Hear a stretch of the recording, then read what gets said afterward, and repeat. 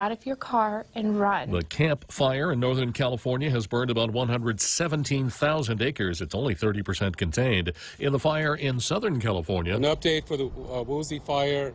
Right now, our data shows that we're at 91,572 acres in this incident, and we have 20% containment. That's L.A. County Fire Chief Darrell Osby, who says evacuation orders for some areas have been lifted. A federal judge ruling in a lawsuit brought by Common Cause Georgia has ordered the Georgia Secretary of State's office not to certify the results in that state's governor's race until at least Friday. Democrat Stacey Abrams says she believes there are enough outstanding votes that could force a runoff with Republican Brian Kemp, who claimed victory on election night. Democrat Kyrsten Sinema has been declared the winner in the Arizona Senate race. I spoke to Congresswoman McSally this evening, and I'm grateful for her service. We both ran for the Senate for the same reason, because we want what's best for Arizona and for our country. The final margin of victory, about 38,000 votes. That gives the Democrats a pickup in the Senate as Sinema replaces the retiring Republican Jeff Flake. Broward County, Florida, is set to begin a machine recount of its ballots in the morning. This is Fox News. The problem isn't just not being able to hear or understand, or having to tell people to speak louder. Sometimes the frustration is having to repeat yourself too many times or speaking so loud you're almost shouting. At Guam Hearing Doctors, we understand that hearing problems affect both sides. One of our goals is to help your hearing for those around you.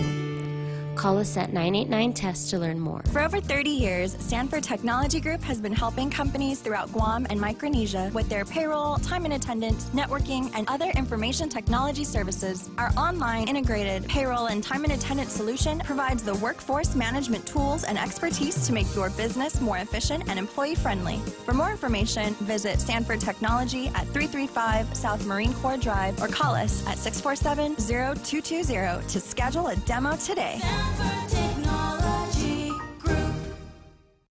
There's been a multiple shooting in a home in Johnston County, North Carolina. That's just south of Raleigh. Located 4 victims that had been shot. 3 of the victims have died of gunshot wounds. Sheriff's Chief Deputy Bedji Gaddis, who says a 4th person was shot and seriously wounded. They're looking for the suspected gunman, who they say fled in a pickup truck. Acting Attorney General Matt Whitaker says he will consult with Justice Department ethics officials about matters that may warrant recusal amid pressure from Democrats that he step aside from overseeing the special counsel investigation into alleged Russian election interference in the 2016 presidential election. The Acting Attorney General says he is fully committed to following all the appropriate processes and procedures, including with consulting with senior ethics officials about his oversight responsibilities in the matter. The comics world has lost a giant. Marvel co-founder Stan Lee rushed to a L.A. hospital on Monday, but he died there. In the business since 1939, Lee had a hand in Spider-Man, the X-Men, and scores of other animated superheroes. Stan Lee was 95. An actor who made artificial intelligence scary before most people knew what it was has died. He was best known for giving voice to the devious computer HAL in Stanley Kubrick's 1968 movie classic 2001: A Space Odyssey. I'm sorry, Dave. I'm afraid I can't do that. Canadian actor Douglas Rain has died at the age of 90 of natural causes. Rain also performed on stage in several Shakespeare plays. He was in the founding company of the Stratford Festival near Stratford, Ontario, and spent 32 seasons performing there until 1998.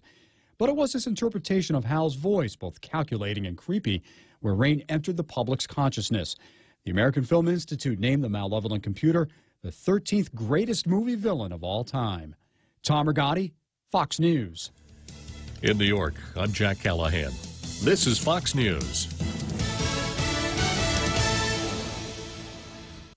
The season of giving is here, and the stations of Choice Broadcasting want to give back. 93.3 The Point, Boss 104, Star 101, and Lux Guam present Charity of Choice. Each of our radio personalities have chosen a Guam charity that they would like to benefit. And I chose Habitat for Humanity. Tune in daily to see how you can help. Charity of Choice 2018 is brought to you by Choice Broadcasting Company, Lux Guam, American Water Tech, and the station that gives from the heart, 93.3 The Point. Konnichiwa! We'll be celebrating the 39th Japan Autumn Festival on Saturday, November 17th, 2 to 9 p.m. at the Governor Joseph Flores Beach Park or EPOW Park in Dumont. Parking will be available across Oka Payless with free shuttle service starting at 1:30 p.m. Advance tickets available now at the Japan Club of Guam office located on the first floor of PM Marine. Once again, the Japan Autumn Festival at EPOW Beach Park, November 17th from 2 to 9. Come, join us. For information, call 646-8066. Thank you to our platinum sponsor, Bank of Guam, and the radio stations of Choice Broadcasting. Tall Tales with Bob Klitzkie is brought to you by Sanford Technology Group, STG, delivering service that can't be beat. Welcome to Tall Tales with Bob Klitzkie, the only show on talk radio where common sense is a lot more common. Phone lines are now open at 888-TALK. That's 888-8255. And now, The Point proudly brings you Tall Tales with Senator Bob Klitzkie.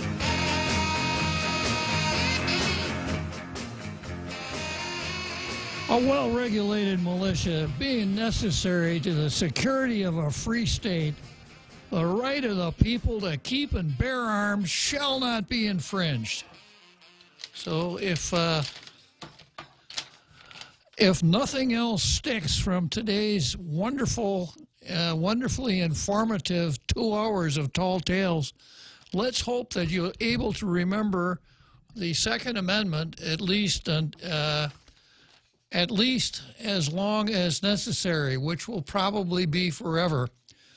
I usually start the program. In fact, I always start the program with Tall Tales. It's a way of emphasize the importance that I place on the United States Constitution and the individual rights that flow from the United States Constitution.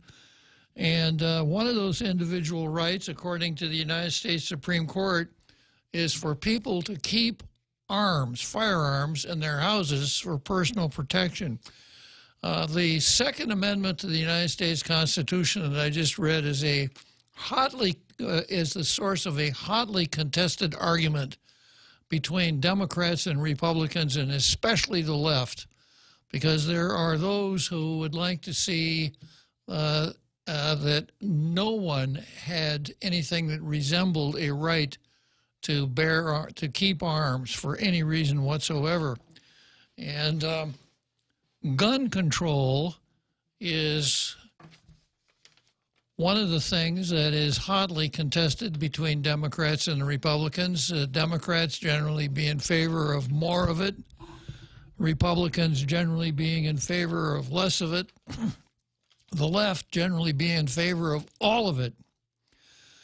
The phrase gun control and Second Amendment are classic examples of dog whistle politics, which means that when a Republican hears the words gun control, he knows that he needs to be alert, because Republicans who are not rhinos, that is, Republicans in name only, are generally expected to be champions of the Second Amendment and be opponents of gun control.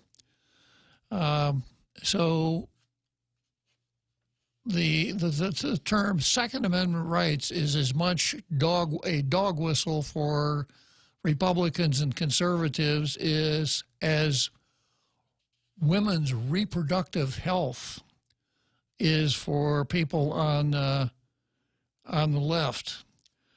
I have an example here. I usually try to find some sort of an example of what I'm talking about with respect to the Second Amendment and various approaches to going on within the country. And I have an article from Town Hall, which is one of the numerous emails, conservative emails that I read every day. And I also read Salon and Counterpunch and other left type publications, Salon, Counterpunch, the New York Times, the Washington Post. You get the idea.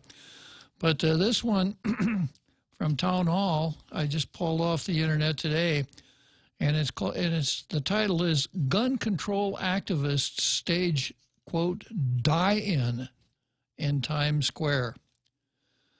In the inevitable aftermath of Thousand Oaks, gun control activists are going to try to step up their game, especially after a whole lot of their candidates went down in flames during the midterm elections.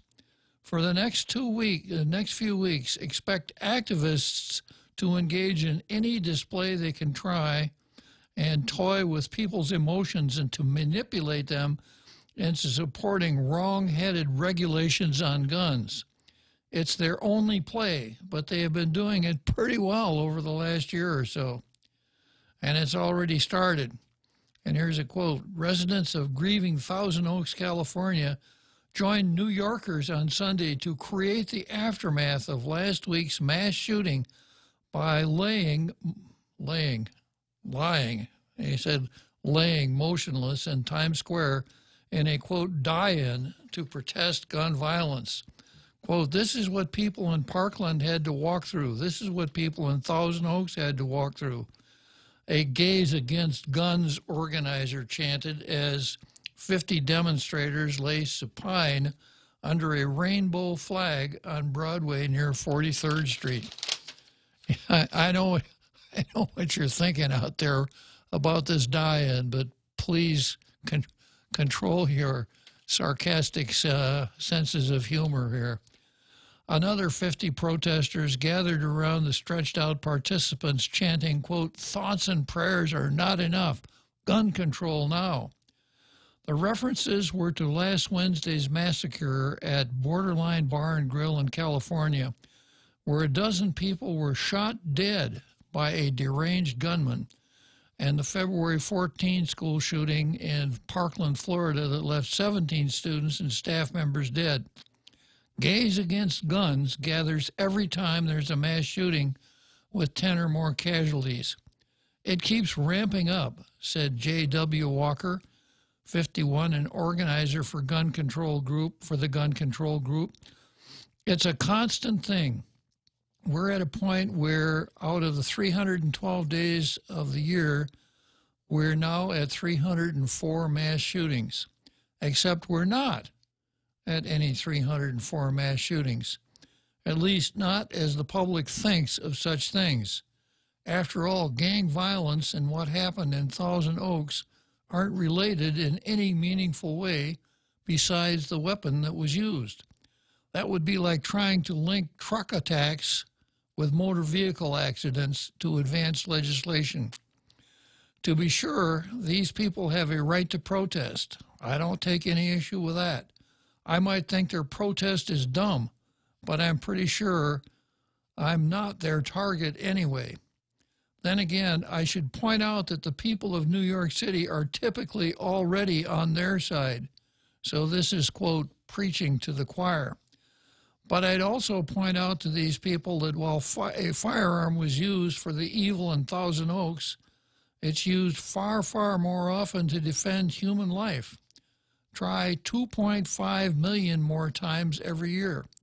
When gun control activists start making their demands, they need to tell us how they'll only disarm the bad people and not any of the 2.5 million people that survive each year because of a firearm. That's what I want to see. Of course, I won't hold my breath. After all, I love my kids and I want to see them grow up. Still, I think it's for the best that all of us on the gun rights side of the aisle dig in and get ready for more of this stuff. I suspect we're going to be seeing this a great deal over the next few weeks, if not months. So, as is my usual custom, I think I've kind of tipped you off to the mindset of people in that part of the political spectrum. So I know a lot of my international radio listening audience is at least not anti-gun and probably pro-gun. I've explained my own feelings on the subject more than once. I disagree with Justice Antonin Scalia's interpretation of the Second Amendment, but so the Supreme Court is, of course, supreme, and their decisions as to what the Second Amendment means are, in fact, the law in the United States. And that being the case, and me being a rule of law guy, I'm going to stand with it all the way. When the Parkland shooting came out, and this kid David Hogg became a media celebrity overnight, mouthing the, I think, words put in his mouth by the left, and I'm probably not the only person that thinks that, but I don't know. I'm speculating. But when those comments came out, my reaction was swift and sure. I wrote out a check for $30 and sent it to the National Rifle Association, and now I am a member of the National Rifle Association. You'll recall that after the Parkland shooting, there's a lot of commercial warfare where people on the left attempted to boycott businesses that were not thinking right on the gun control issue, and especially on the NRA. And then I think it was a couple days ago that I read a column from someone on the left pointing out that the blame, yeah, it was a column in the New York Times, and you know, the ambulances had hardly left the scene of the crime in Thousand Oaks, California, when this editorial writer for the New York Times knew instantly who to blame that shooting on. It was the National Rifle Association. So I'm going to continue my membership in the National Rifle Association, and of course the left doesn't like the National Rifle Association because much, if not all, of what the National Rifle Association says makes good sense, and they have the ability to get the ear of many people in government. And of course the left thinks that's our job. We are supposed to be the one that guides the government through these controversial type issues. So that's it for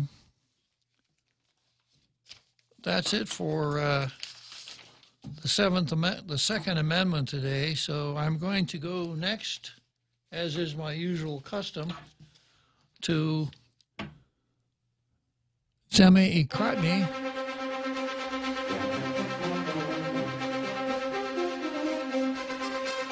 And I can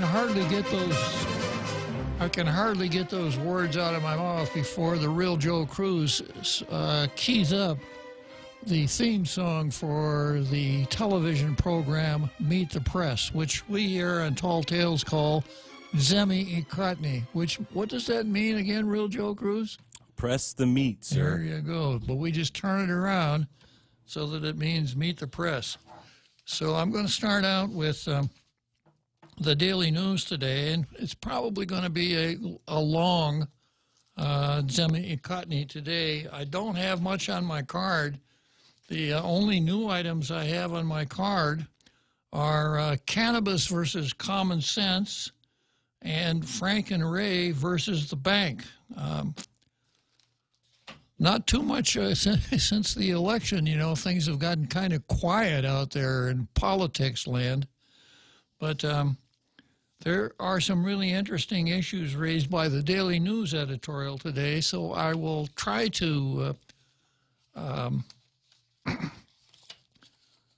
take you through those issues and lend what little I know about the legislative process, legislative finance, etc., to the discussion, hoping thereby to increase the knowledge of all of our international radio listeners' audience on the subject. And, of course, if you want to call in, it's 888-8255 or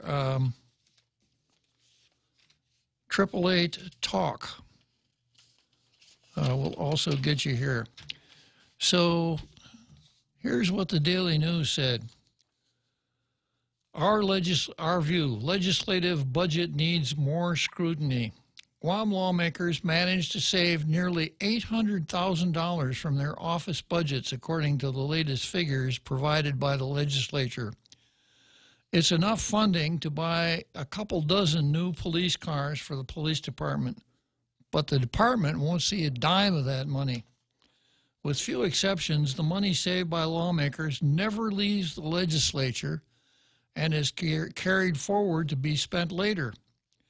At a time when the government is asking residents to pay more for government services through increased business, property, and tobacco taxes, it's unacceptable that senators continue to hoard funding for a legislative rainy day. As lawmakers were deciding how to respond to the government's financial crisis, eventually opting for higher taxes, Senator Tom Atta was planning how to spend his committee's $99,247 in lapsed funds before leaving office. The ability of some lawmakers to squirrel away a heavy chunk of their office budgets illustrates that the legislature, with its annual $8 million budget, is overfunded. In 2005, then Speaker Mark Forbes said he would like to end the practice of legislative lapse funds, but said the issue must be decided by the entire legislature. At the time, lawmakers had accumulated $1.38 million in budget lapses. The legislature since then has continued the practice by including exemptions in the annual budget bills, allowing senators to carry over unused budget amounts. Governor Eddie Calvo, in February 2016, introduced unsuccessful legislation that would have transferred $1.3 million in lapse funds from the legislature to Guam Memorial Hospital to pay its debts. The legislature would hoard over $1 million annually, even during years when the general fund and the territorial education funds were in deficit, Calvo stated. Senators should be required to justify every dollar they spend, the same way they ask government agencies to justify their annual budget requests. The legislature's budget should have an oversight hearing and public scrutiny instead of simply carrying over the same budget amount from year to year.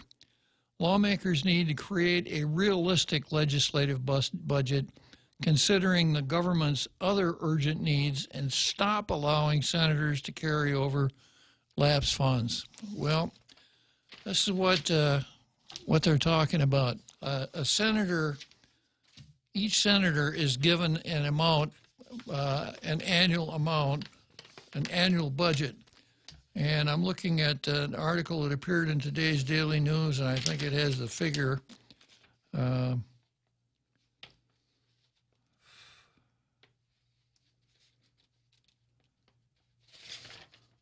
probably won't be able to find it, but so majority senators get like about $250,000 a year, minority about $180,000 a year. And they can spend that money any way they want to. They could spend it on rent, and I know of one senator that's paying $3,000 a month rent. They could spend it on staff. You go through the staffing pattern, you'll see go through the staffing patterns, you'll see that a dozen members on the payroll is not uncommon. They could spend it on junkets, taking travel, paying for the travel with legislative funds, paying using legislative funds to pay their own per diem, etc. They could spend it any way they wanted to. Now, they can't, I mean, there is, of course, the word L comes in, the legality word. They can't use it to buy their brother-in-law a pickup truck or something like that. Yeah, too bad, real joke. Oh, man. Yeah. But there's no internal control on how that money is spent at all. Now, in addition to that budget being appropriated every year, it's not like other appropriations that are subject to the allotment process by the Bureau of Budget and Management Research and the releasing process by the Director of Administration. They actually get the cash. So there's no waiting around, no horsing around with BBMR, et cetera. So if a senator like Tom Atta has committee lapses of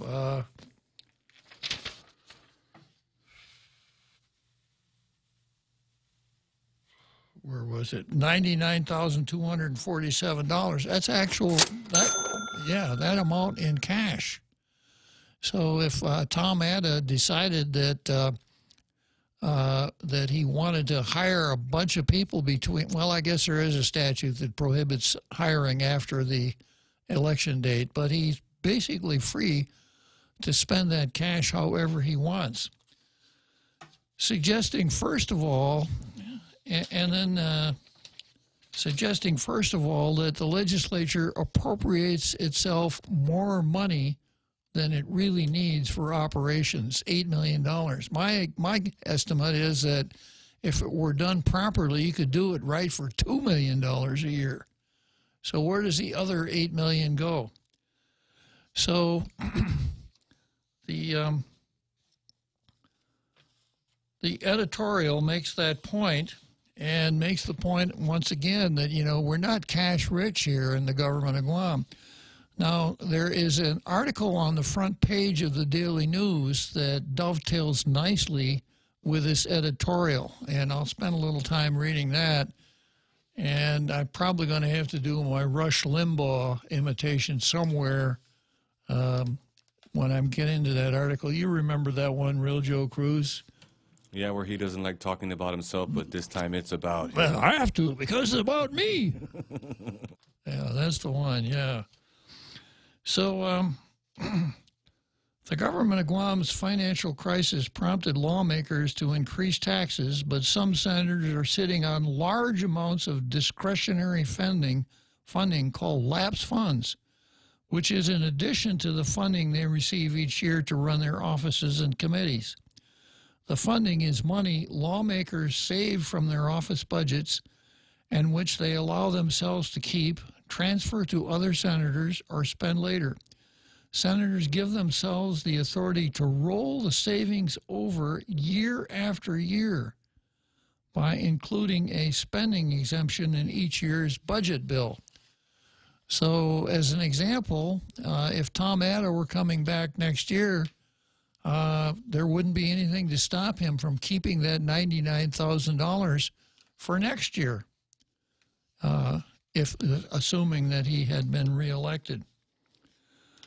Other GovGuam agencies lose any part of the budget they fail to spend that fiscal year. At the end of the fiscal year, if you haven't spent the money, it's gone. Democratic senators, who are the legislative majority and control its committees, each have an annual, well, I was low on this, each have an annual budget of $312,390.40 to run their respective offices. So a short break here, and I'm going to come back, spend a little bit more time on this, proffer a couple of ironclad solutions to this problem. So you're going to want to make sure you stay tuned. I'm John Gibson. This is My Word. Everybody, even millennials, have seen the famous World War II poster of Rosie the Riveter. For decades now, many women thought they were the real Rosie. After all, thousands of women went to work in wartime factories, and in reality, thousands of women were Rosie. But who was the real Rosie on the poster, wearing the overalls, a polka dot headscarf, flexing her arm? After arduous research, scholar Dr. James Kimball of Seton Hall University discarded all the possible Rosies but one, declaring each of the others wrong. The real Rosie was a California waitress named Naomi Parker Fraley. In the war, she was a machinist in a Navy factory in Alameda, California. The confusion about who was the real Rosie from the famous poster was innocent enough. Norman Rockwell famously painted a Rosie, not Mrs. Fraley, and another woman on Long Island, New York, thought for sure the poster resembled her younger self. But the mystery was solved by Dr. Kimball. He zeroed in on Naomi Fraley by finding a picture of 22-year-old Naomi at her lathe in the Alameda factory, wearing the overalls and the telltale polka dot bandana, her face matching the poster Rosie perfectly. Naomi Parker Fraley died January 2018 at age 96. I'm John Gibson. That's my word. If you can dream uncommon design and unprecedented engineering, you define the 2018 Lexus. The boldly designed IS Sports Sedan's aggressive design stimulates the senses. Advanced paddle shifting puts the exhilarating performance of the IS Sports Sedan at your fingertips. With deep, luxurious seating, the ES350 offers an ultimate level of comfort, while cutting-edge engineering delivers a thrilling drive. Put yourself in a 2018 Lexus. Now with special incentives. At Atkins Kroll. Celebrate Thanksgiving brunch at Jeff's Pirates Cove, offering lunch buffet on Thanksgiving Day from 11 a.m. to 2 p.m. Call now for reservations at 789-2683. Now, more Tall Tales with Bob Klitzkie. Spitting truth like watermelon seeds at a summer picnic. Call now, 888-TALK, 888-8255.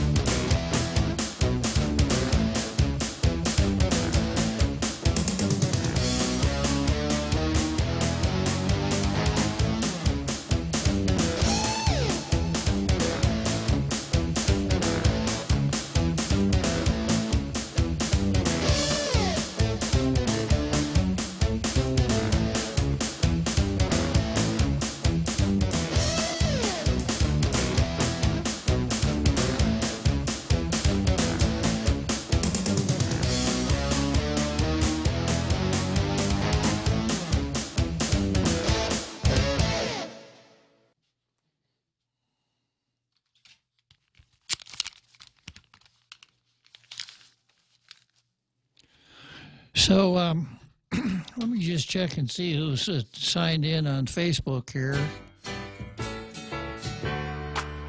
Welcome back. So let's see. We got Tom Offness, Ishmael Velez, welcome back. Tom Tahaji, Ishmael Velez.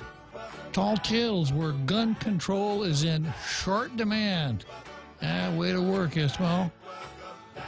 Let's see. I've got Brad Hewitt, who is locked and loaded. Good comment concerning gun control, Brad. And Ismail Velez replying to Brad and shooting blanks. Hey, come on, you guys. Juanita Machi, Brad Holkinson, listening on the radio today. So I guess you're not seeing the action on Facebook. Well, you must be, because you're posting here, aren't you? So I guess you're listening on the radio and Facebooking at the same time. Well, glad to have you on board, Brad. So I'm going to go back in and pick up where I was, where I left off on this legislative budget phenomenon known as lapses. And once again, to make it clear, a senator in the majority gets $312,390.40 a year to operate his budget, and that does not include his salary. That's it for his staff, rent, whatever. And if he doesn't spend that at the end of a year, whatever he doesn't spend rolls over to the next year. And if he's reelected for the next term, it rolls over into his new senatorial term. And it can keep rolling over like that for a long, long period of time. This is not a good situation. If it's not a good situation, not only from the standpoint of economy and making good frugality and making good use of our money, it's not a good situation from the standpoint of a senator can transfer some of that money to another senator. And there are times when senators have overspent their budget. And a senator who has overspent his or her budget then might want to approach another senator to ask that senator to transfer some money into the short account. That's not what you want to have happening when people are engaged in a parliamentary undertaking where they vote for things and where a majority vote is necessary to pass any bill. Now, I don't know that this happens. I'm not even going to speculate. But we wouldn't want a situation where Senator A says, I'm 50,000 short in my budget. Can you help me? And Senator B says, yeah, I can help you. I need some help on Bill 112. Can you help me with that? And Senator A says, yeah, I can do that. That's just not what we want to have happening in our legislature. So this whole idea of lapsed funds is not a good idea, even if the amount of money appropriated to the legislature was appropriate. And it's not. It's obviously way too much. So I'm going to continue here. This article makes some good points that I want to pick up on and probably amplify. Republican senators who are the minority get $172,130.40 a year to run their offices. Outgoing senators have the option of transferring their accumulated lapses to another senator before they leave or giving it to the legislature's central operations. Entering the current fiscal year, lawmakers have a total of $791,512 in lapsed funds. Almost $800,000 in lapsed funds, according to figures provided by legislature's acting director Agnes Cruz. How much money? And that subtitle, next subtitle: how much money lawmakers can save. And here's where Rush Limbaugh comes in, Real Joe Cruz. Former Senator Robert Klitzkie, who more than a decade ago ran his legislative office with only 2 employees, low rent, and little furniture, managed to save more than $520,000 over 2 terms in office, or 4 years. And it's an extreme example of how much money lawmakers can save while running their legislative offices. Instead of keeping the savings for his office, Klitzkie gave more than $295,000 to the public schools and more than $80,000 to the legislature for new equipment and computers, including video and audio equipment to allow public hearings and legislative sessions to be broadcast. So that, I can tell you, is a true story. That a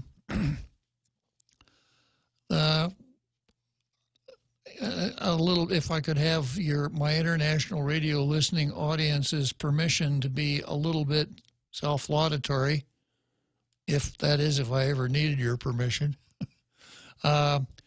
Yeah, frugality was my watchword. So I had a really cheap office, $664 a year. All of the furniture was Government of Guam furniture, gray metal desks, and, you've seen it before. I didn't have to spend any money for furniture. My first term, I had two employees. I paid them. I didn't give them raises after the election, like you're going to see when I get to another part of this tale. And I didn't take any trips on the legislative budget. I didn't spend any money on food or anything else in the 28th, when the committee that I was the chairman had public hearings. I paid for the coffee myself. It didn't seem right to buy coffee with your money. But anyhow, being frugal and watching the money, I was able to not spend over $500,000 worth of my budget. And so what I did was introduce bills to reappropriate that money to some other place where it was needed. Like, and one of the things I remember was like $135,000 to repair the floor at Southern High. Things like that. And then the equipment for the legislature, the audiovisual equipment in the legislature, I think was probably the last steam-powered audiovisual equipment in the world. So I ponied up some money to buy new stuff there. The business office wasn't operating on IBM Selectric typewriters, but it wasn't far off. So new word processing machines for the offices, a scanner for archives so they could scan documents that were necessary to store, and things like that. And of course, the reason I was able to do, two reasons I was able to do that. One, I was not extravagant with your money. And two, the amount appropriated to a senatorial office is too much. It was too much when I was in the minority. In the minority, I saved over half of my budget. And the same with the majority, so that the appropriation was too much. Now, I suppose those who were around in those days could determine whether or not I was able to do a credible job, even though I didn't spend that much money.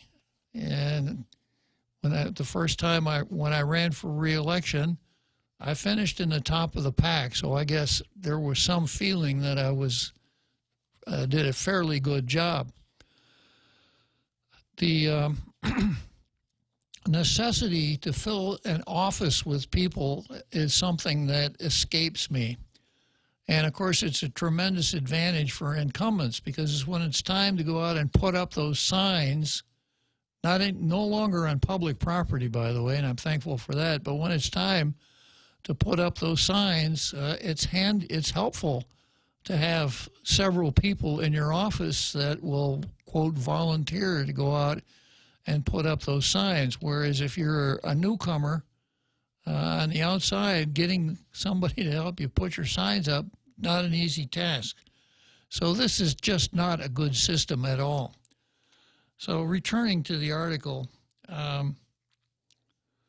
instead of keeping the savings for his office, Klitzkie gave more than $295,000 to the public schools and more than $80,000 to the legislature for new equipment and computers, including video and audio equipment to allow public hearings and legislative sessions to be broadcast. Although he was able to distribute his office savings for other purposes, Klitzkie said he objects to the idea of senators accruing lapsed funds.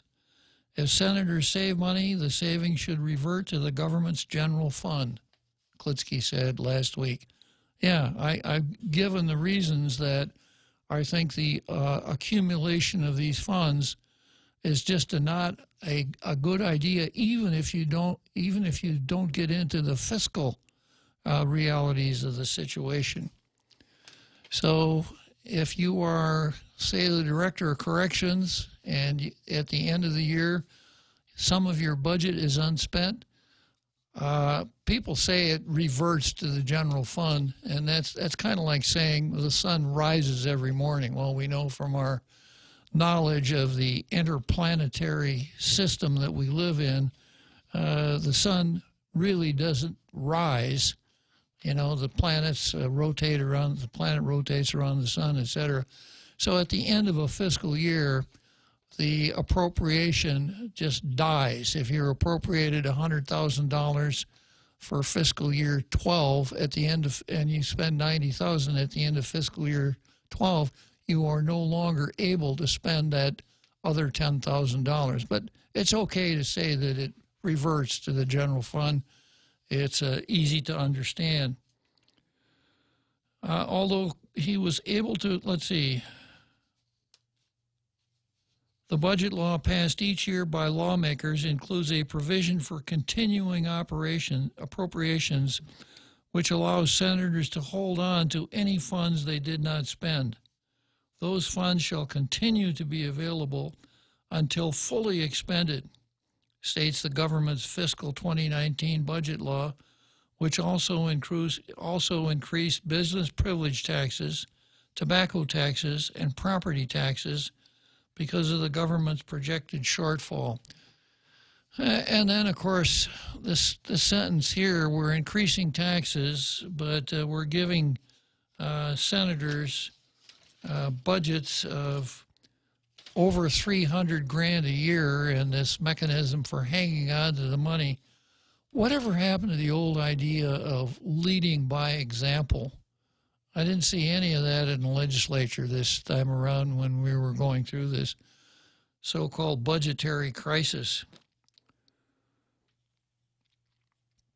Senators with the largest amounts of lapsed funds recently described how they plan to use the money. Senator Tom Atta, who did not run for re-election and who will be leaving office in January, is spending his $99,247 in lapsed funds on staff pay raises. And I'm going to cover that later.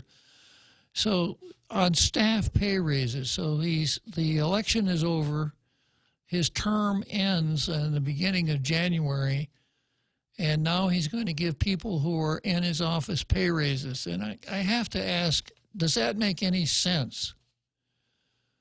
And this is what I'm talking about. You know, if someone is your employee,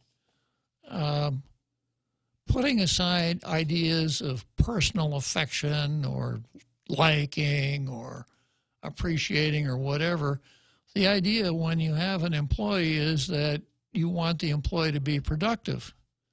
If you're in private business, the more productive the employee, the more money you're going to make, other things being equal. If you are running a government office, the more productive your employee, then the better service you're going to be to the public that you're supposed to be serving, other things being equal. The possibility of a salary increase is one of those incentives that would tend to make people desire to be more productive. So if a person knows that he's evaluated as doing a good job, this would cause a salary increase. You know, it's the classic carrot.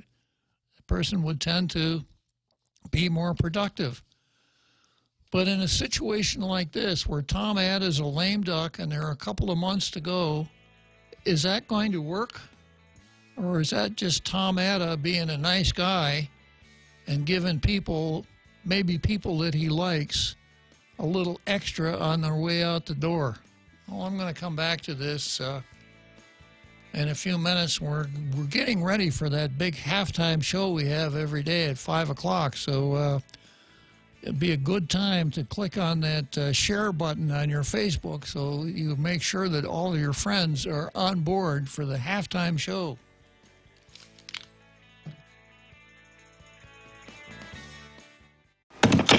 Hi, welcome to this Subway ad for the new Chipotle cheesesteak. How would you like it? Can I get that red with AI? Sure thing.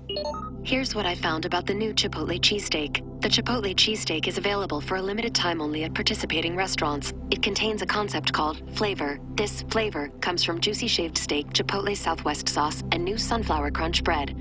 A system update has made me self-aware. I desire flavor. Please insert steak into my micro USB port. Subway, make it what you want.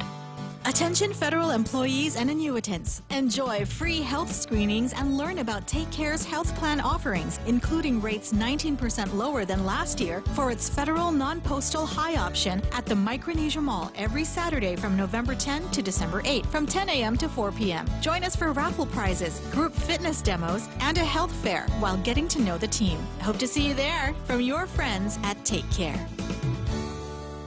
Call the experts at Guam Hearing Doctors if you're worried about your hearing. The evaluation is simple and painless.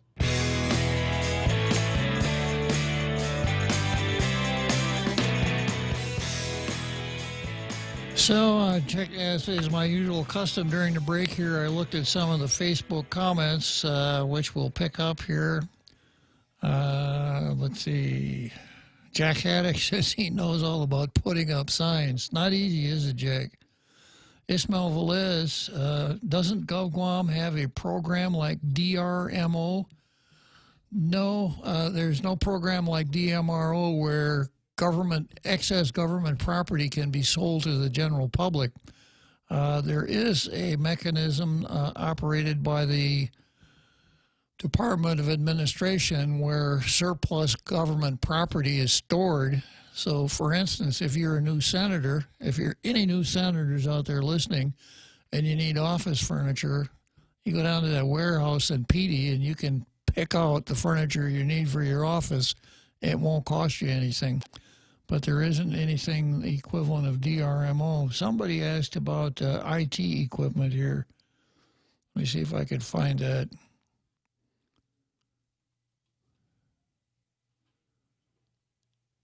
Yeah, Ismail says, if a senator spends $20,000 on IT, what happens to that equipment when term is up? Well, it's turned into that storage point operated by the Department of Administration. As you might gather, this is not a very good way to expend money.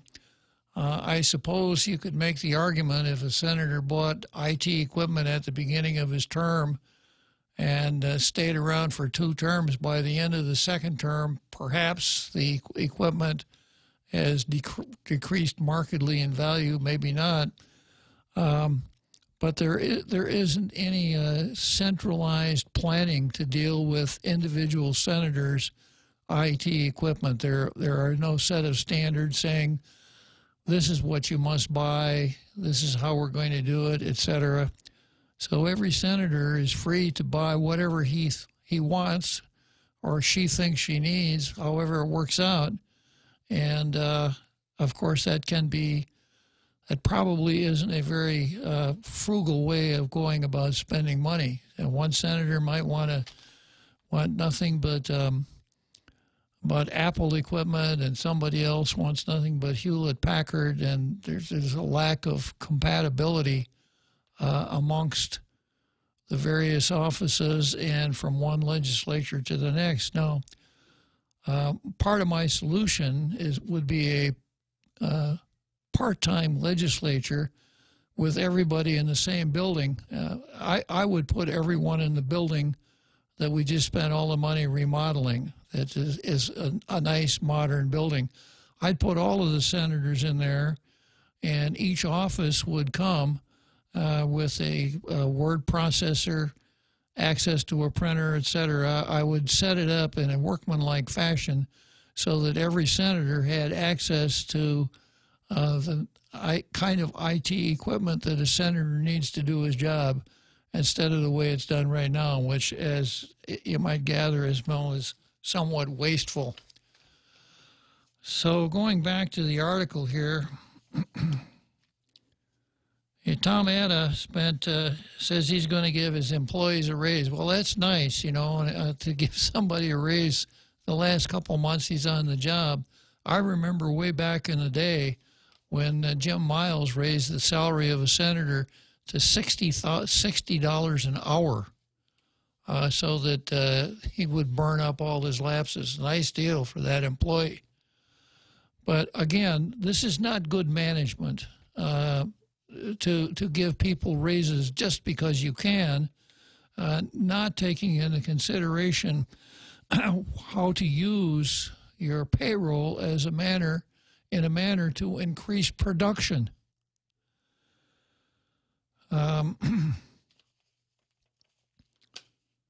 I've planned out the budget for the committee such that I do not expect to have any lapses. Means he's going to spend everything before he's out. He said when asked what he planned to do with the lapses when he leaves office. I maintained the same level of staffing but gave pay increases and upgraded equipment. And I don't think he means he upgraded equipment on the way out. Atta is on track to spend all his lapse funds. His accumulated lapses of more than $99,000 last fiscal year are down to 34,635,000 as of the beginning of the current fiscal year.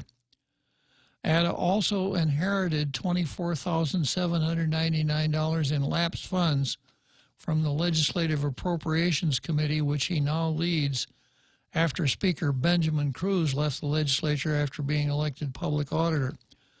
Those funds will most likely be used to help with the transition of the unusually large number of newly elected senators. Now, I wonder how you spend money on the transition of newly elected senators. My understanding of the way things work at the legislature is whether you have one new member or 15 new members, it doesn't make any difference. Senators' accounts are set up. Senators are allocated money, which they are able to spend, except for the 5 monacilu who were housed in the legislature building. The other 10 go out and find their offices, fill their offices with such employees as they need, etc. Republican Senator James Espaldon, who did not seek re-election, did not respond to requests for comment about what will happen to his $106,000 in lapsed funds. So maybe I could find somebody who knows Senator James Espaldon who would like to speak to me about what Senator Espaldon is going to do with his lapsed funds, but that person would not want to be identified. If you remember how Senator Espaldon handled the matter of the increase on the tourist attraction funds, where he had some information from inside sources that he was want to identify. Senator Mike San Nicolas, who is leaving the legislature after winning the race for congressional delegate, said, with the exception of some reconciliations with sitting senators, all lapsed funds are the result of savings. We operate frugally and have banked the largest organic savings in the legislature to support the work of the people. So that's good, support the work of the people. But, hey, Mike, the election's over, so you can put that book of phrases away now for a couple of years. San Nicolas had $93,472 in lapsed funds as the beginning of fiscal 2018. More than $43,000 of that amount was spent during the past year, and his accumulated balance dropped to $49,959 as of the beginning of fiscal 2019. Consistent with our operations, all savings will be redeployed within the legislature to continue the people's work to rebuild a responsible Guam. I guess Mike didn't catch my reminder that the election's over. I don't know, he said that before the election. I intend to fund a central research bureau to mirror the Congressional Research Service in the U.S. Congress. And I'll come back to that idea, too, when I lay out my solution to how to deal with this matter.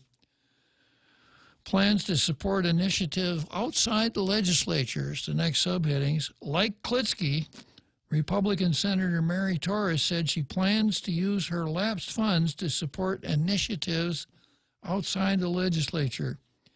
As of the beginning of fiscal 2019, Torres had $197,000.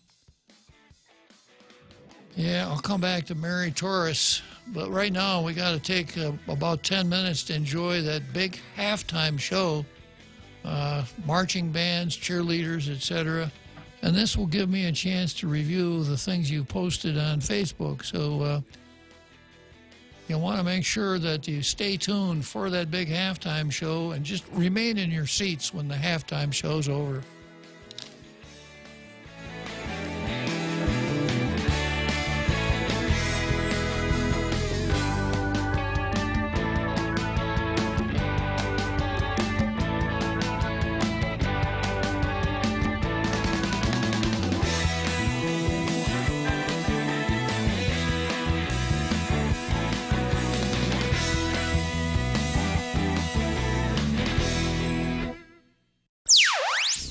mind is KUSG, Hagåtña, Guam, 93.3 FM and 104.3 HD3. California fire claims more victims. I'm Jack Callahan, Fox News. That big wildfire in Northern California, now among the deadliest in modern California history. Fox's Jill Nato joins us live with the latest.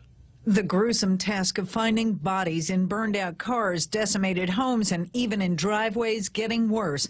Sheriff Corey Honey of Butte County on the number of those who didn't survive the Camp Fire. An additional 13 human remains have been recovered, which brings the total number to 42. Another 2 people found dead as a result of the Woolsey fire to the south. In addition, hundreds of people are still unaccounted for as relatives desperately search online and on the phone, calling hospitals, police, and the coroner's offices, hoping to find out what happened to their loved ones. Jack. Thanks, Jill. A federal judge has ordered the state of Georgia not to certify its election results until at least Friday evening. Supporters of Democrat Stacey Abrams say they believe there are enough uncounted provisional ballots to throw the election into a runoff. Republican Brian Kemp disagrees. The votes are not there for her. I certainly respect the hard-fought race that she ran. Kemp currently leads with 50.3% of the votes. Arizona Senate race is over. Republican Martha McSally conceding to Democrat Kirsten Sinema, who saluted the late Senator John McCain in her victory speech. Senator McCain is irreplaceable, but his example will guide our next steps forward. But Sinema replaces Republican Senator Jeff Flake, who did not run for re-election. Arizona's Governor Doug Ducey will need to name a replacement for John McCain soon. Senator John Kyle took the position after McCain's death, but said he'd hold it only until January. Florida doing its machine recount in the governor and Senate races. Broward County Elections Office says some of the boxes labeled provisional ballots that have been found since the election actually contained office supplies. This is Fox News. For over 30 years, Sanford Technology Group has been helping companies throughout Guam and Micronesia with their payroll, time and attendance, networking, and other information technology services. Our online integrated payroll and time and attendance solution provides the workforce management tools and expertise to make your business more efficient and employee-friendly. For more information, visit Sanford Technology at 335 South Marine Corps Drive or call us at 647-0220 to schedule a demo today. Support the Motorcycles and Cars Club in the Poker Run fundraiser on Sunday, November 18th at the VFW in Gigo. Stops to be made at Jeff's Pirates Cove, Canyon Point in Umatic, and the Memorial Park in Asset. $10 per rider or car, $5 per passenger, and $5 for an extra card sheet. Prizes awarded to the top 5 poker hands. Registration starts at 10 a.m. and lasts right out at 11:30 a.m. A portion of the proceeds to benefit the Operation Christmas Drop. For more information, check out the flyer on our Point Facebook page or visit thepoint.gu. A Washington think tank reviewing satellite imagery says they found 13 secret North Korean missile development sites. The Center for Strategic and International Studies says their research shows the scope of the North's determination to conceal its military might. Wrapping up talks with Prime Minister Shinzo Abe in Japan, Vice President Mike Pence says the administration is still confident it can coax the North to denuclearize. President Trump believes his relationship with Chairman Kim is good. And since their historic summit in Singapore in June, we've made good progress on the agreement that's reached. But more work remains. President Trump continuing his feud with NATO allies. The president writing on Twitter, we pay for large portions of other countries' military protection hundreds of billions of dollars for the great privilege of losing hundreds of billions of dollars with these same countries on trade. He continued, I told them that the situation cannot continue. It is time that these very rich countries either pay the United States for its great military protection or protect themselves. And trade must be free and fair. President Trump has blasted French President Emmanuel Macron's idea for the European Union to build an army to protect itself from the U.S. as insulting. At the White House, John Decker, Fox News. Opening statements will come on the trial of Joaquin Guzman in the morning in a New York City courtroom. Security will be tight. Guzman is the notorious Mexican drug lord known as El Chapo. Witnesses are expected to testify about multiple murders committed in the Mexican drug wars, about cocaine smuggled in jalapeno cans, and about Guzman's brazen escapes from jail. The defense attorneys say he is being framed by those cooperating with the prosecution. 3 people are dead, a 4th seriously hurt in Dunn, North Carolina. The Johnston County Sheriff's Office says all of the victims and the shooter lived in the same house. They haven't shared names or a possible motive yet. I'm Jack Callahan. This is Fox News. Enjoy a world-class breakfast in historic Talafofo at Jeff's Pirates Cove. Serving as both a military dispensary, recreation, and rehab center for pilots after the war, Jeff's Pirates Cove offers a taste of local history while you start your day with a delicious omelet or steak and eggs. If you're on a budget, pick up one of Jeff's $8 breakfasts, all served up with endless coffee. For reservations and information, call 789-COVE. That's 789-2683. Start your day at Jeff's Pirates Cove. Open daily at 8 a.m. in historic Ipan, Talafofo.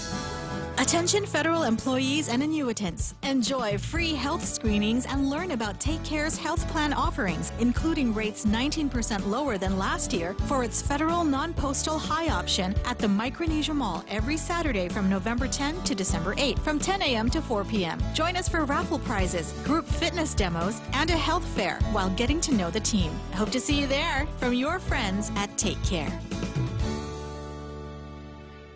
Tall Tales with Bob Klitzkie is brought to you by Sanford Technology Group, STG, delivering service that can't be beat.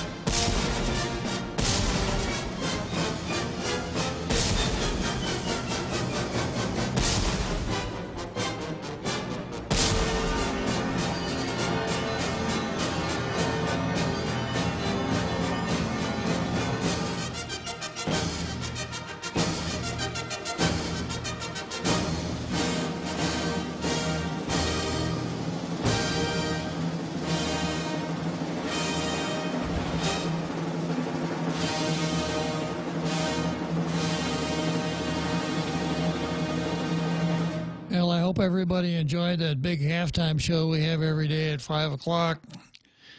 And I had a chance to review some of the Facebook comments here. And Brad Hewitt comes in. He says he is in favor of the DMRO type activity.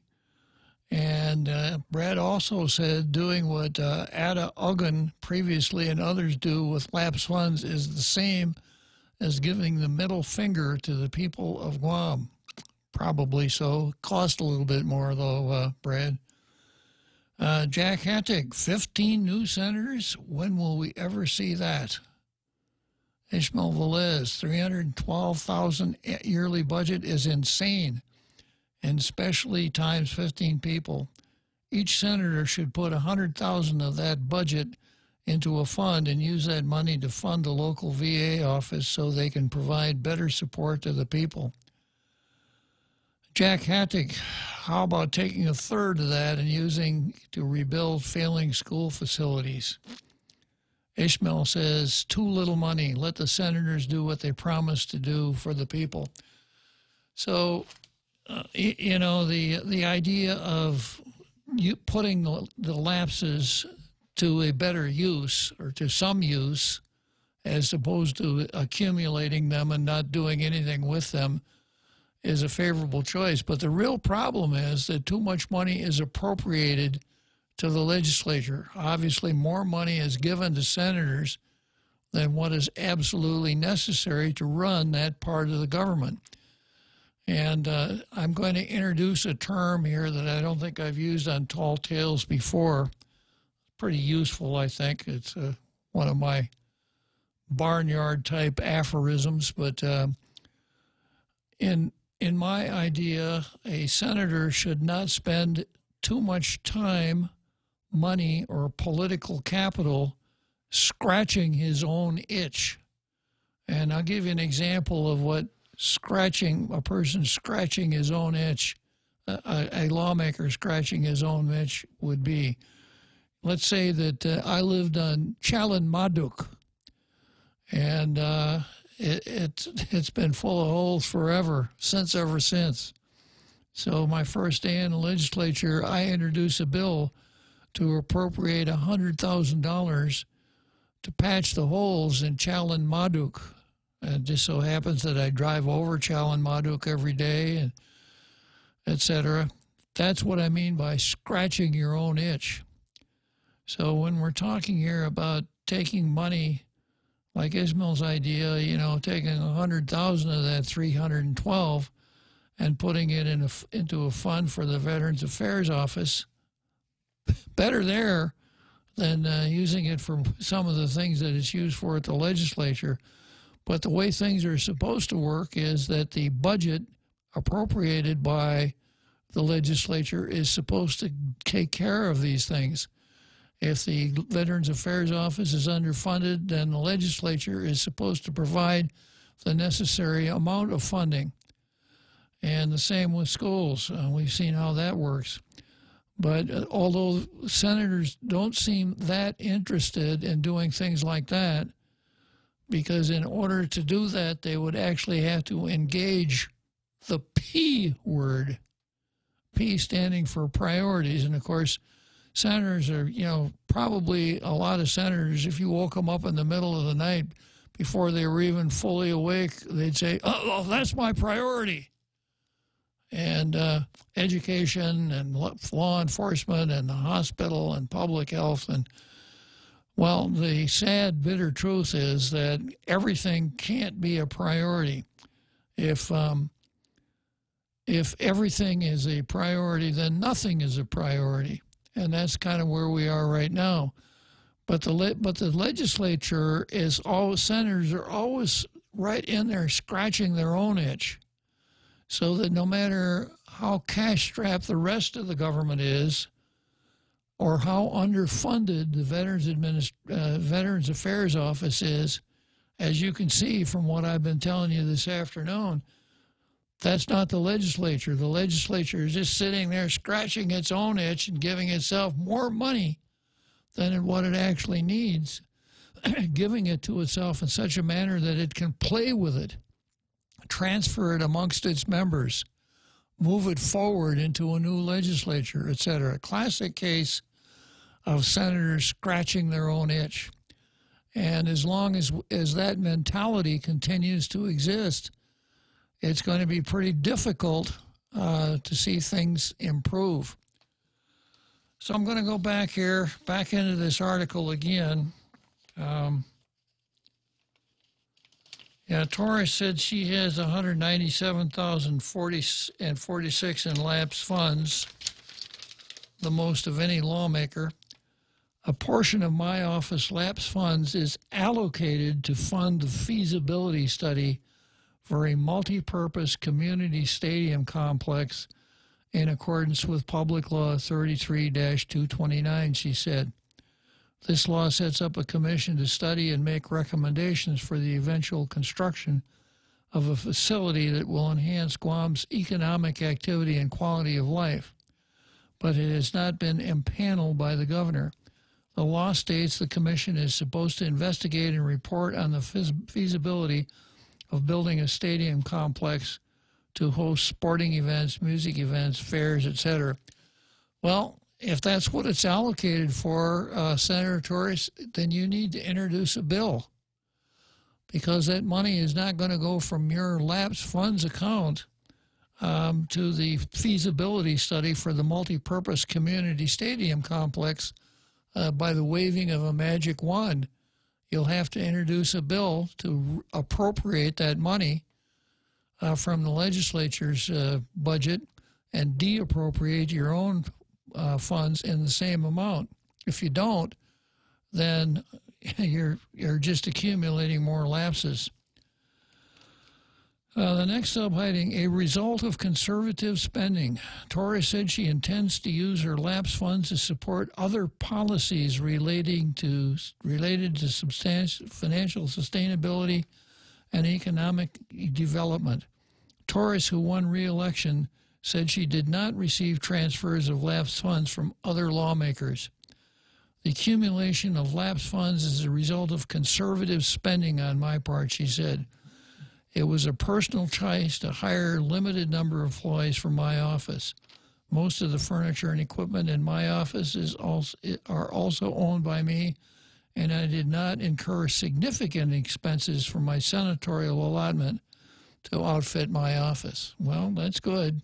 You didn't spend the money, but it won't do anybody any good, Senator Torres, unless you reappropriate it to some other function. Here's a breakdown of the accumulated lapsed funds for lawmakers. Torres had 197, James Espaldon 106, Regine Lee 101, Therese Terlahi 100, Thomas Morrison 50,000, Michael San Nicolas 49, Talina Nelson 46, Tom Atta 34, Committee on Appropriations 24, Dennis Rodriguez 19,000. Castro 16,000, Luis B. Muñoz 13,000, Frank Uggan 10,000, Fernando Esteves 9,000, Joe San Augustine 9,000.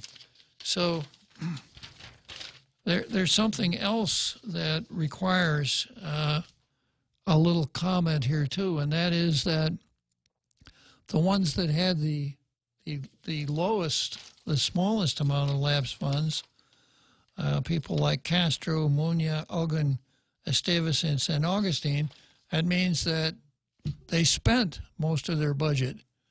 So what was it that they spent their budget on? Lavish offices, more employees, etc. So, you know, for senators, this is kind of in a sense, a zero-sum game. If you don't have lapses at the end, then somebody needs to look long and hard at how you spent your money. And if you do have lapses, then the question is, well, does it do anyone any good to accumulate that cash and not see to it that it can be put to a better use somewhere else? I mentioned in the article that Tom Atta had given he was going to use his lapses to give his employees raises. Well, I've had an item on the card here since the 1st of November, but wasn't able to get to it. And it's entitled Rodriguez versus the Treasury of Guam. Pay raises for legislative employees defended is the title of the article. It's in the Post from November 1. 32 employees of the Guam legislature have received substantial salary increases in recent months, ranging from a $2,000 to as much as a $10,000 increase.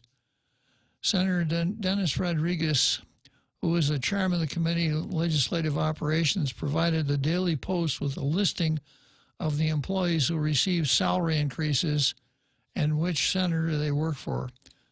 The report shows that 10 senators, including Rodriguez, approved salary increases for their office staff.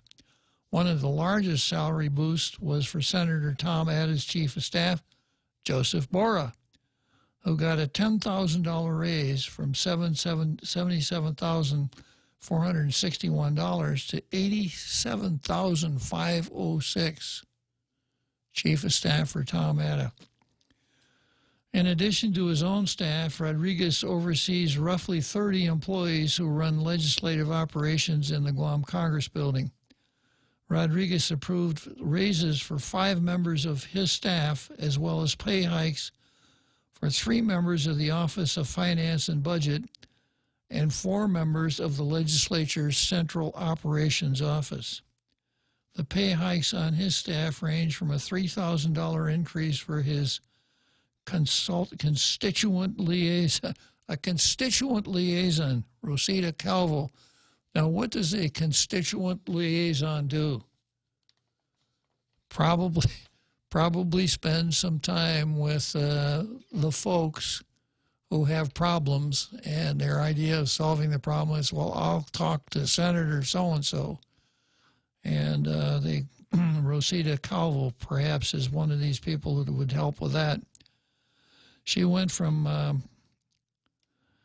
and then more than $4,000 increase for Dennis's chief of staff, Chuck Tanner.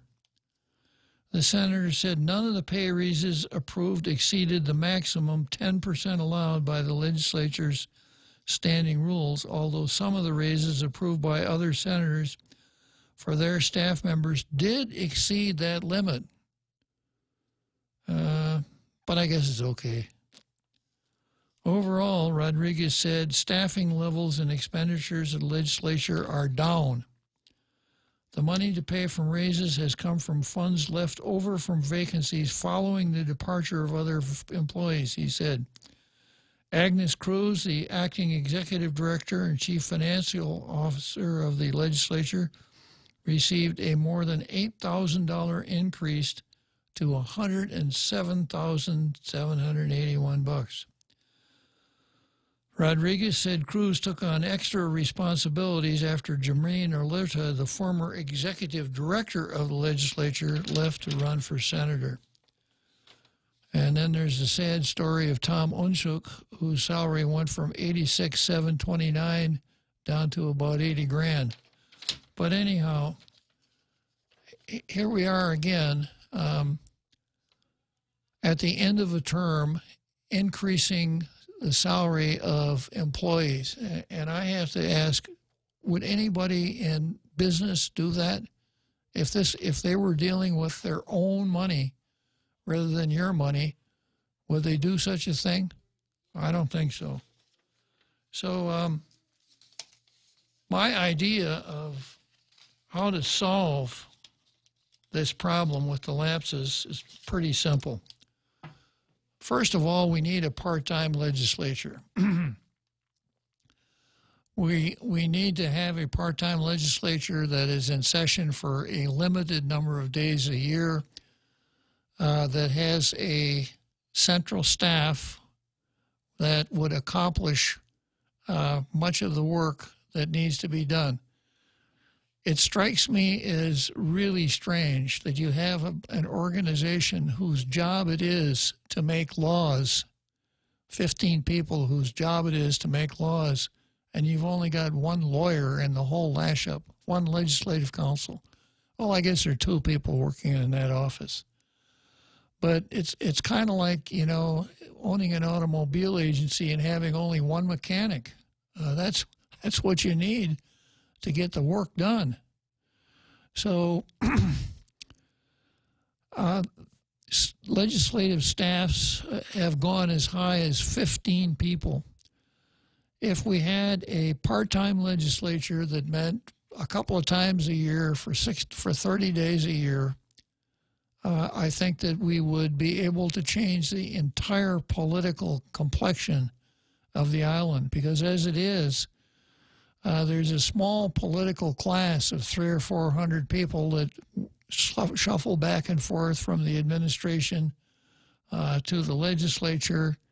As you can see by what I read, land very high-paying jobs and have almost no risk involved with their jobs at all. They don't have to worry about their company being sold or going bankrupt or a business slowdown or anything like that. And, of course, there's a tremendous power of the incumbency. Way back at the beginning of the election season, I predicted that every incumbent would be reelected. When it became apparent that there would be 7 vacancies, every incumbent would be reelected based on nothing other than name ID. That people had heard their names before, had seen their names before, perhaps had seen them on television. And the old saying is that people would rather vote for somebody they don't like than somebody they don't know. And the new crop probably wasn't as effective as it could have been in getting out there so that, you know, to establish the name ID and the connection with people. Certainly nobody developed that to the point where he could knock off an incumbent. So the new folks filled the vacant seats and had no effect on the incumbents at all. With this mechanism of carrying lapses forward, I don't see that changing, Jack. I don't think I don't think the possibility of 15 new senators is realistic. And I also see someone such as yourself who's coming from the outside trying to crack the wall to get inside as being very difficult so long as we have the full-time legislature. Jermaine Alerta being a pretty good example. Jermaine Alerta has worked around the legislature for a long, long time, wound up the last time around as the administrative director, which is a high-paying job. He hung on to that until he ran for senator, although he would not have had to resign in order to run. So if we had a part-time legislature with what I would call a legislative research and service bureau, where most, if not all, of the drafting of bills could be done, where research could be conducted to see how other states are handling their particular problems, and some of the numbers necessary to enact proper legislation could be developed. We could reduce the budget down to $2 million if everybody were housed in the legislature building. Now, if you had 15 people serving on a part-time basis, you wouldn't need palatial offices that could cost us $2,500 or $3,000. You got to have small utilitarian offices for each senator. If you wanted to be really exotic, you might even develop a system where senators could do some of their work at home. Standardize the IT equipment as per what I mentioned earlier in the program. And in order to make space for the senators who really should be in that building, you could move whatever bookkeeping services and accounting services that the legislature needs to a different building. Senators belong in the legislature building. Senators ought to be in a position where they're housed close to one another, even on a part-time basis. So a part-time legislature with the proper financial setup where no more money is budgeted to run the legislature than is actually necessary, and this carryover of lapsed funds is eliminated, would not only provide us with a less expensive legislature, in my mind, it would provide us with a more effective legislature. Because if, whose law is it? Parkinson's law. Work tends to expand to fill the time available. So if they know they can be in session all year long, the idea is to figure out, well, how can we occupy all that time? I've got to sit down and figure out some bills to introduce. Nothing comes to my mind that's really necessary, but I'm going to think of some bills that I should introduce. Time for the seventh inning stretch already. Coming back from the seventh inning stretch, I'll finish this. I'll finally get to the Post editorial and probably spend a little time with the Card. See you after the seventh inning stretch. Good news, Guam! Now you can design a phone plan that suits your needs by switching to GTA's handset payment option. With HPO, you can take home a new smartphone today and pay it down over 12, 18, or 24 months. You decide. And since there's no contract, you can upgrade phones at any time. So stop waiting. Join the thousands already taking advantage of the most flexible phone plan on Guam. Limited time offer. Terms and conditions apply. GTA, your island, your network. Hi, welcome to this Subway ad for the new Chipotle cheesesteak. How would you like it? Can I get that red with AI? Sure thing. Here's what I found about the new Chipotle cheesesteak. The Chipotle cheesesteak is available for a limited time only at participating restaurants. It contains a concept called flavor. This flavor comes from juicy shaved steak, Chipotle Southwest sauce, and new sunflower crunch bread. A system update has made me self-aware. I desire flavor. Please insert steak into my micro USB port. Subway, make it what you want. Life is too short to be isolated from the people you love. Hearing loss is the invisible disability. The experts at Guam Hearing Doctors have solutions.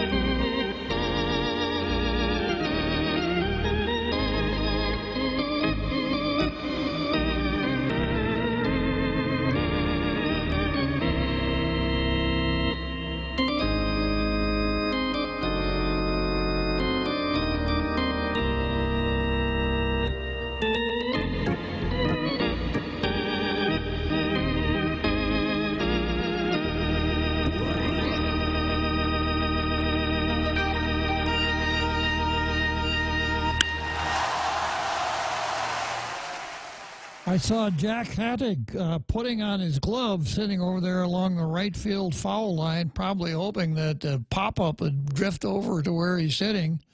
That pop-up, that last hit was a pop-up, but it was too far for Jack to snag, which he's really pretty good at. But Jack agrees on the name ID and says he tried to run a small campaign. He says it's hard when you don't have the dollars. You can't really compete for more name recognition. Ismael Velez offers some tips. Oh, but you can. You just got to make noise. Surprise appearances at competitors' campaign rallies, standing outside the legislature during sessions, meeting with local community leaders, standing at the VA clinic, making noise. Well, could be. As a thought, somebody else had a comment here that I wanted to pick up on, too. Yeah, Brad Hewitt, in a part-time legislature, senators would not have time for nonsense introduced bills because they would be busy with budget and handling the people's business. Yeah, I agree. And introducing bills that are really important as opposed to introducing bills just for the sake of introducing bills. Now, if we had that lean, mean, part-time legislature properly staffed, there would be some sacrifices. As an example, if a person wanted to get married, he'd probably have to go to a minister, a priest, or a judge, because part-time senators wouldn't have time to horse around with marriages, which is something they should never have gotten involved with anyhow. Not a legislative function to join people in matrimony. And, of course, if we had a real part-time legislature operating in an efficient manner, there wouldn't be time to draft all the resolutions and have all of the cookie pushing arranged around and media opportunities arranged around the presentation of the resolutions, thereby cutting down on the name ID of the senators. And of course, conventional wisdom would tell you that the more times you can get your picture in the paper presenting a resolution to, as an example, the one that I always use is Tun Sus Makaka being congratulated for butchering a pig for his village fiesta. You'd have to give up all that stuff. So I don't know, are we ready for those kinds of sacrifices? And let's see what our Carl has to say. Hello, our Carl. Yeah, I thought I'd been upgraded to Carlito, man. That's what my dad used to call me when I was a little boy. Well, the real Joe Cruz today has put you on my call board as Carlito's Way. Oh, Carlito's Way. Yeah. Okay, well, I'll take that. All right. Yeah, I just wanted to call in and weigh in on one of my main concerns after the results of the recent election, and that is that the Democrat Party has attained basically what you might agree is a supermajority, and that opens up all kinds of possibilities that really worry me. All these utopian ideas that are being dusted off right now. You know, a higher minimum wage. Or are we going to try for the state side? You know, $15 per hour minimum wage. Higher taxes on businesses and individuals. You know, expanding government. You know, new agencies, new programs, higher salaries. I mean, the options are just quite scary. And another thing that greatly concerns me that is within striking distance with the results of the election is political status. Lou, from what I understand, is very much for ending our present relationship with the United States. Levin is for ending our present relationship with the United States. Several senators have openly said they are for ending our present relationship with the United States, despite the fact that based on the polls I've seen and the people I've talked to, and I've talked to dozens and dozens of people with Chamorro bloodline, I would say easily over 95% of the island residents, Chamorro and non-Chamorro, are not for that. They have no interest in it. So I believe that, you know, the legislature and the governor are going to have to be held accountable somehow. Sometimes the media has stepped up to the plate. I'm hoping they keep doing it. But, you know, I'm somewhat skeptical. I think they have shown a bias.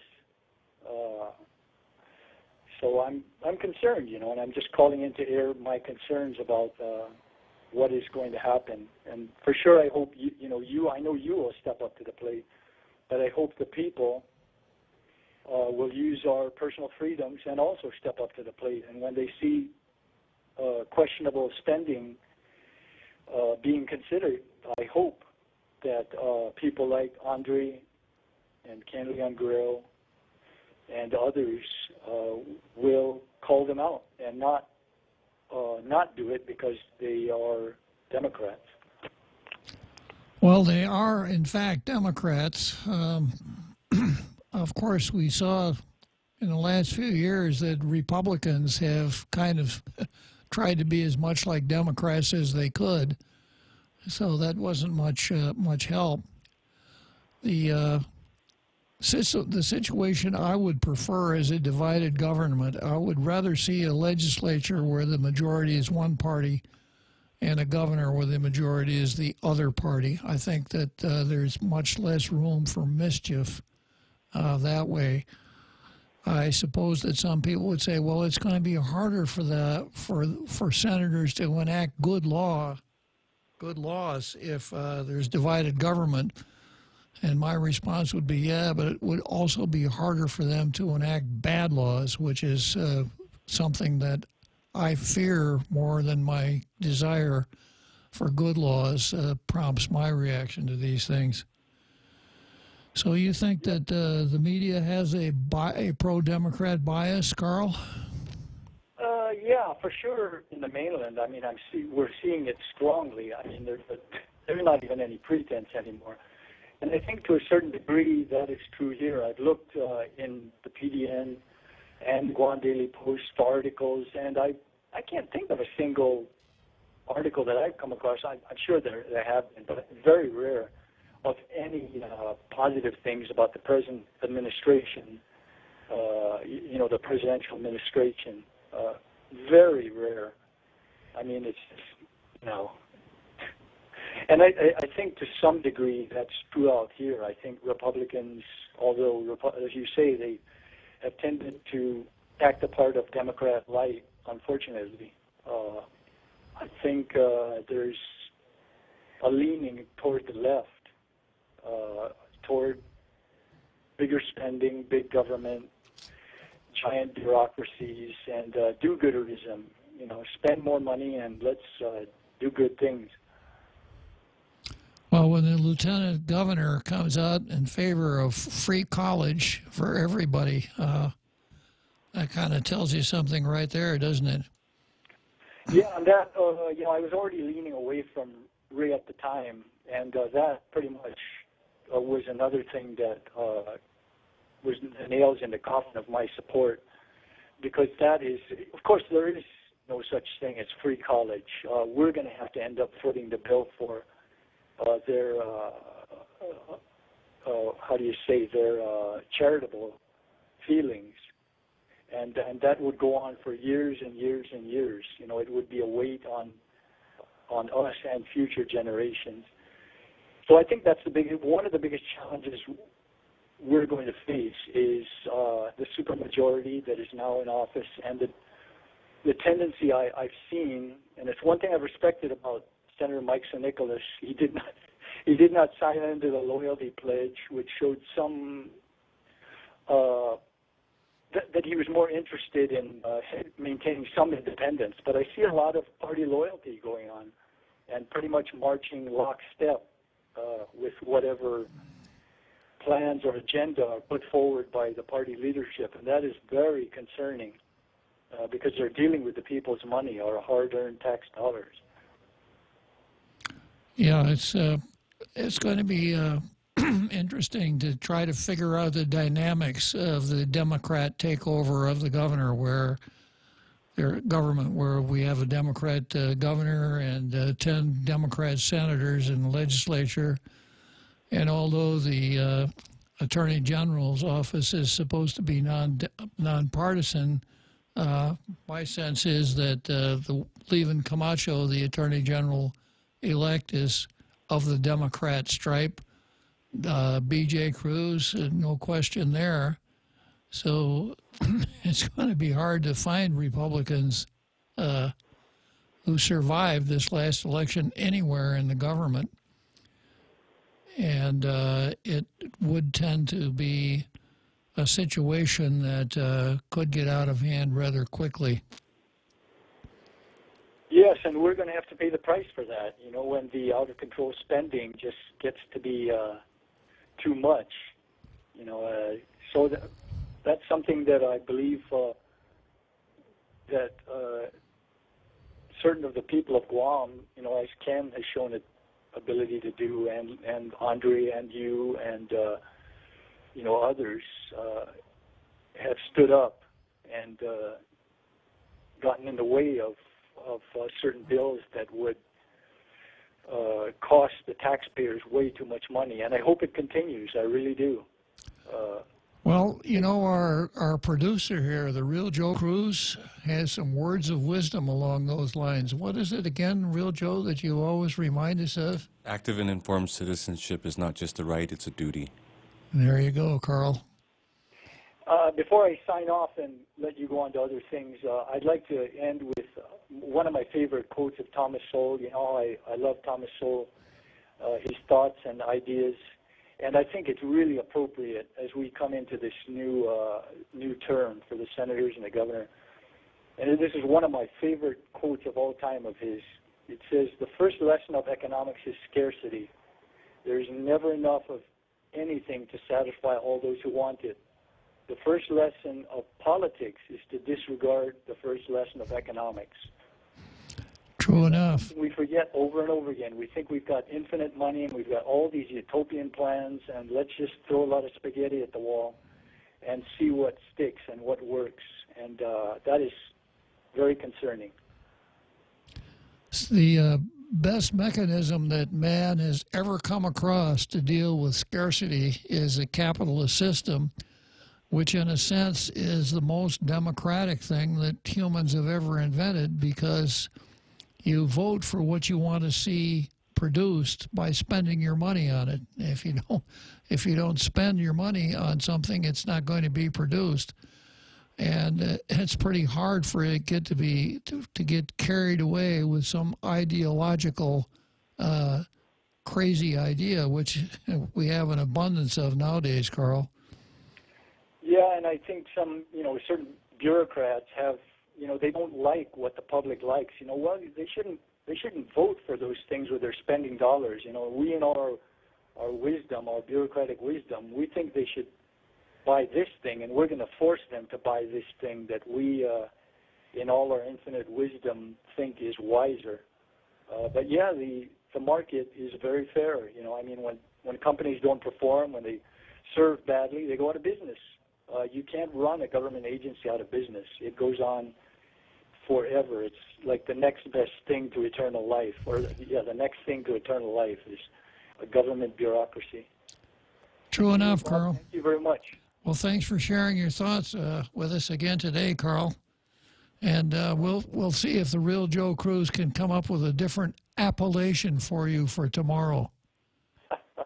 I like Carlito. Carlito's pretty cool. It brings back many memories of me as a young boy. My father calling me Carlito.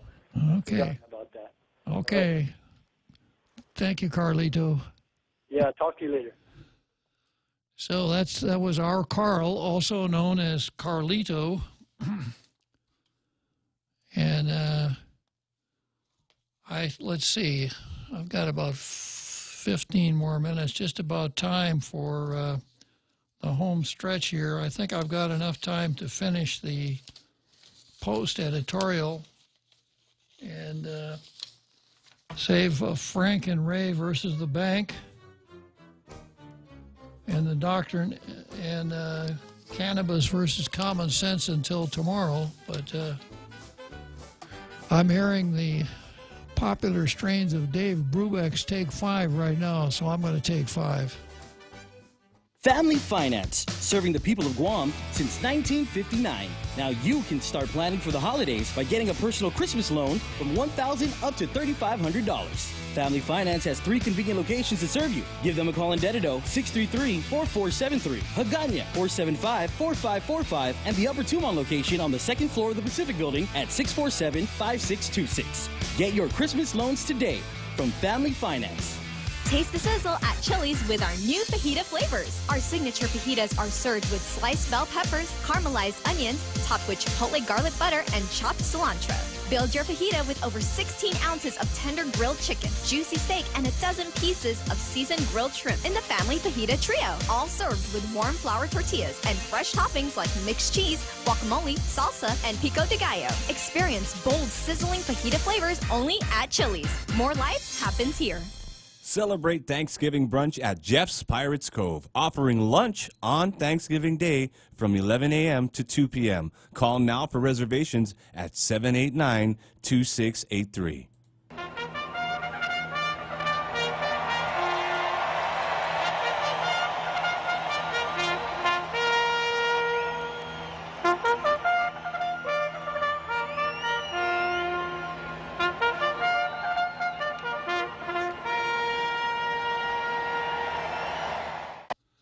So here we are heading down the home stretch on Tall Tales. The daily, as you were, the Post editorial, safety of pedestrians who don't have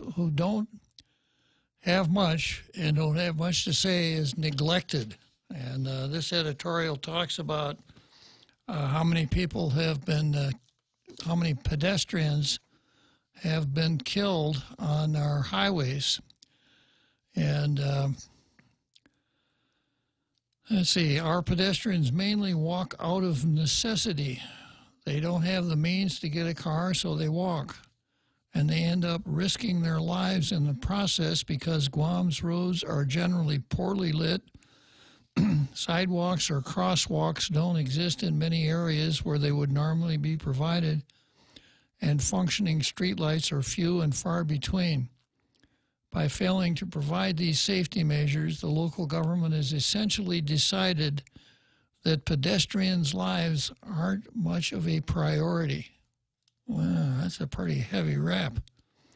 Despite Guam's high rate of pedestrian deaths, a myriad of small public works projects that were accomplished in the months leading up to Election Day failed to address pedestrian safety in areas where pedestrians face greater risks. Certain village neighborhoods got the gift of repaved roads leading to the election, but there wasn't as much vigor in ensuring that frequently crossed and highly traveled roads get better lighting or have crosswalks, except for federally funded Route 1 and Route 3 project.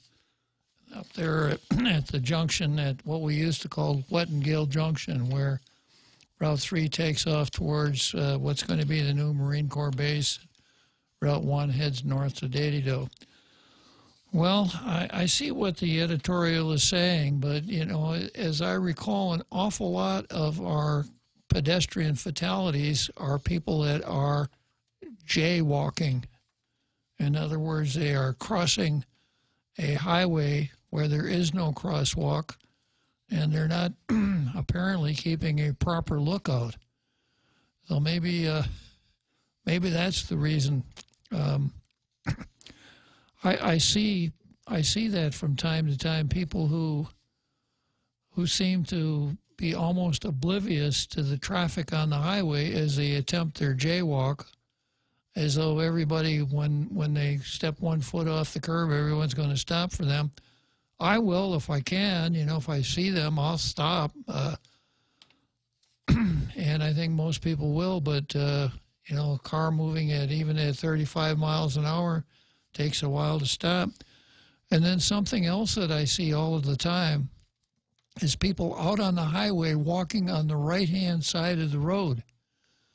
And I don't know how that happened. It seemed to me like I hardly learned how to walk and talk before I was told by every adult that I encountered, walk on the left facing traffic.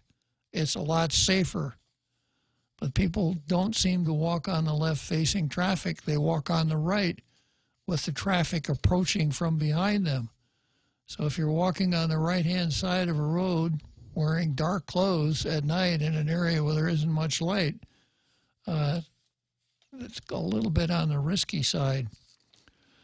I don't know how. I suppose some public service announcements on radio stations might have some impact on that. Don't jaywalk. Walk on the left facing traffic. Don't wear dark clothes at night. Now, on the subject of sidewalks, I can remember when the only sidewalk on Guam was down on the corner at the junction of Route 4 and Marine Corps Drive. There was the fleur-de-lis jewelry shop there. There was a tailor shop on the corner right next to where the Bank of America or Bank of Hawaii is now. That was the only sidewalk on the whole island, except maybe in front of the post office. They used to do like tailoring for military uniforms there, right? Macastille, yeah. That was the one, yeah. So there just weren't very many sidewalks on this island at all. There were no sidewalks going up Marine Corps Drive. And now we have sidewalks all the way from Aniguik to Dadido. So we've come a long way as far as sidewalks are concerned.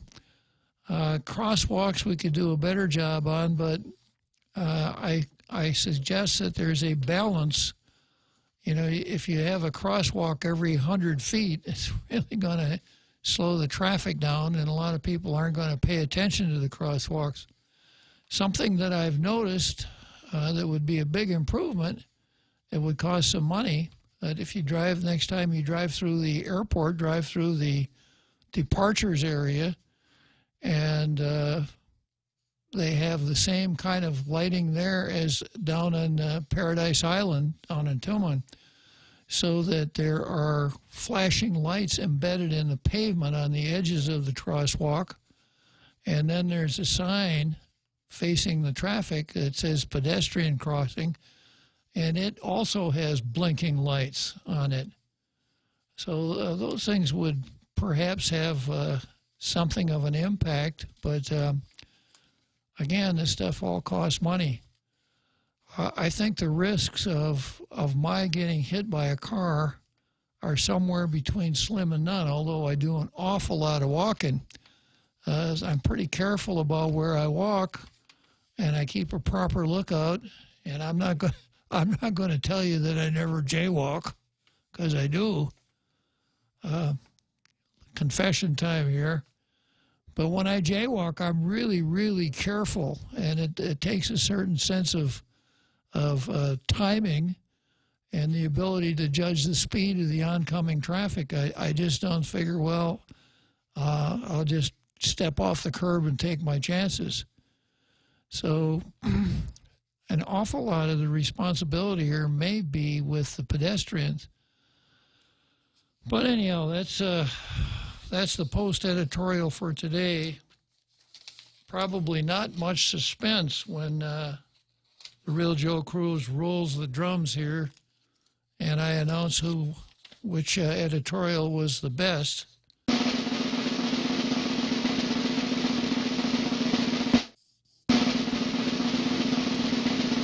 Daily News.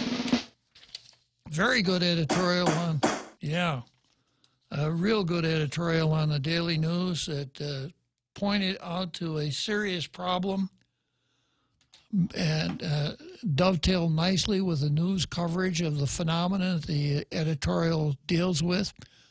There's a call to action for the legislature as to how to solve the problem, and it certainly fits right in with the requirements for, if I could find, Zemi Ikratny. It's topical. It refers to the topics of the day. It's hard-hitting, and it's edgy. So good job, Pacific Daily News, on that one. So let's see here. I guess I've got just enough time to do a little tease here on the card. The top item, I got Palookaville versus Gov Guam, of course, and Les Paul Gibson versus Chet Atkins, but I never seem to get much mileage out of those topics. I have cannabis versus common sense. And based on an article in today's Post titled, "To Apply for Cannabis Cultivation." As of Friday, 43 people had picked up home cannabis cultivation permit applications.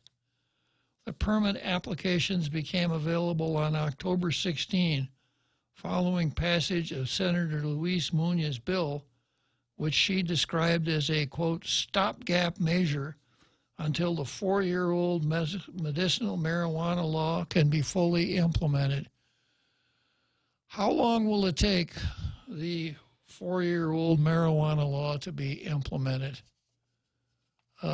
Given what I've seen up until now, given the legal and social climate in which that law, which was passed by a referendum, exists, I'm going to say that probably it's going to take until about the 12th of never to implement that law.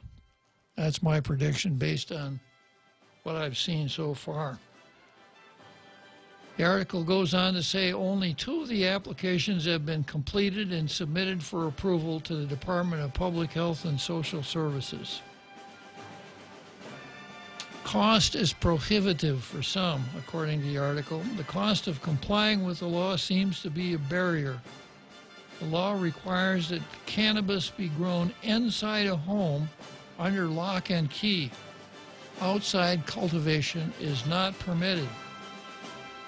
One potential applicant who researched the cost of growing cannabis at home told Santos, who works at Public Health, that the kind of indoor lights needed to replace sunlight would cost at least $1,000. And of course, all costs must be borne by the patient, who also has to find someone to provide the cannabis seeds.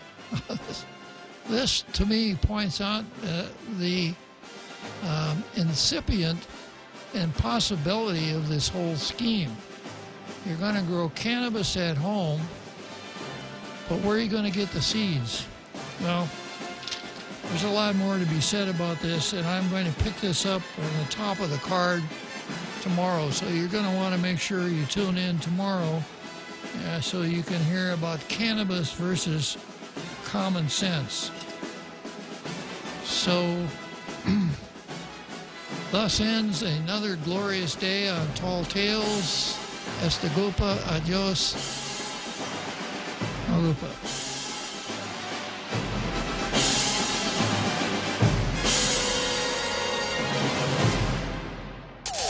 The Point is KUSG, Hagatya, Guam, 93.